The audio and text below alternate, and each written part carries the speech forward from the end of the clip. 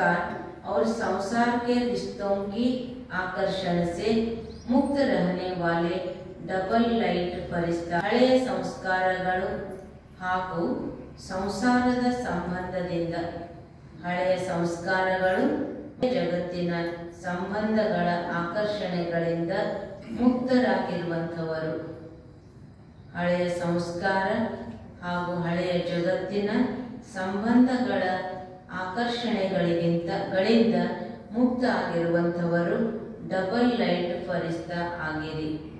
विवरणे फरिश्ता अर्थात पुराने संसार की आकर्षण से मुक्त, न संबंध रूप में आकर्षण को, न अपनी देह व किसी देहधारी व्यक्ति या कोई वस्तु की तरफ आकर्षण को बाबा ಹೇಳ್ತಾರೆ। ಫರಿಸ್ತಾ ಅಂತಂದ್ರೆ ಹಳೆಯ ಜಗತ್ತಿನ ಆಕರ್ಷಣೆಯಿಂದ ಮುಕ್ತರು, ಹಳೆಯ ಜಗತ್ತಿನ ಆಕರ್ಷಣೆಯಿಂದ ಮುಕ್ತರು। ಸಂಬಂಧದ ರೂಪದಲ್ಲಿಯೂ ಆಕರ್ಷಣೆ ಇರಬಾರದು, ದೇಹದ ರೂಪದಲ್ಲಿಯೂ ಆಕರ್ಷಣೆ ಇರಬಾರದು, ದೇಹಧಾರಿ ವ್ಯಕ್ತಿಗಳ ಕಡೆಗೂ ಆಕರ್ಷಣೆ ಇರಬಾರದು, ಯಾವುದೇ ವಸ್ತುಗಳ ಕಡೆಗೆ ಆಕರ್ಷಣೆ ಇರಬಾರದು। ಈ ರೀತಿ ಅದೇ ರೀತಿಯಾಗಿ ಪುರಾನೆ ಸಂಸ್ಕಾರ ಕಿ ಆಕರ್ಷಣೆ ಸೆ ಭಿ ಮುಕ್ತ, ಹಳೆಯ ಸಂಸ್ಕಾರಗಳ ಆಕರ್ಷಣೆಗಳಿಗಿಂತಲೂ ಮುಕ್ತ। संकल्प वृत्ति वाणी के रूप में कोई संस्कार की आकर्षण न हो। ಇದಕ್ಕೆ ಬಾಬಾ ಹೇಳ್ತಾರೆ ಹಳೆಯ ಸಂಸ್ಕಾರಗಳ ಆಕರ್ಷಣೆಗಳಿಂದ ಮುಕ್ತರು ಯಾವುದರಲ್ಲಿ ಅಂತಂದ್ರೆ ಸಂಕಲ್ಪದಲ್ಲಿ, ವಿಚಾರಗಳಲ್ಲಿ, ವಾಣಿ ರೂಪದಲ್ಲಿ, ಯಾವುದೇ ರೂಪದಲ್ಲಿ ಸಂಸ್ಕಾರಗಳ ಆಕರ್ಷಣೆಯಿಂದ ಮುಕ್ತರಾಗಿರಬೇಕು।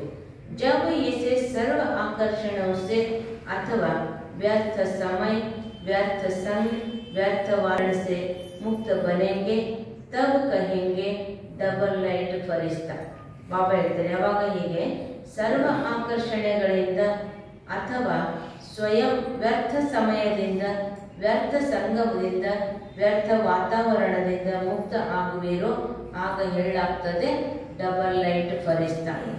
स्लोगन ಇದೆ शांति की शक्ति द्वारा सर्व आत्माओं की पालना करने वाले रूहानी सोशल वर्कर है। ಶಾಂತಿಯ ಶಕ್ತಿಯ ಮೂಲಕ ಸರ್ವ ಆತ್ಮಗಳ ಪಾಲನೆ ಮಾಡುವಂತವರು ರೂಹಾನಿ ಸೋಷಲ್ ವರ್ಕರ್ ಆಗಿದ್ದೀರಿ। ಶಾಂತಿಯ ಶಕ್ತಿಯ ಮೂಲಕ ಸರ್ವ ಆತ್ಮಗಳ ಪಾಲನೆ ಮಾಡುವಂತವರೇ ರೂಹಾನಿ ಸೋಷಲ್ ವರ್ಕರ್ ಆಗಿದ್ದೀರಿ। ಅದಕ್ಕೆ ಬಾಬಾ ಹೇಳ್ತಾರೆ ಡಬಲ್ ಲೈಟ್ ಫರಿಶ್ತಾ ಅಂತಂದ್ರೆ ಹಳೆಯ ಸಂಸ್ಕಾರಗಳಿಂದ ಹಾಗೂ ಹಳೆಯ ಸಂಸಾರದ ಆಕರ್ಷಣೆಗಳಿಂದ ಮುಕ್ತರಾಗಿರುವಂತವರೇ ಡಬಲ್ ಲೈಟ್ ಫರಿಶ್ತಾ ಸ್ವರೂಪ ಆಗಿದ್ದೀರಿ।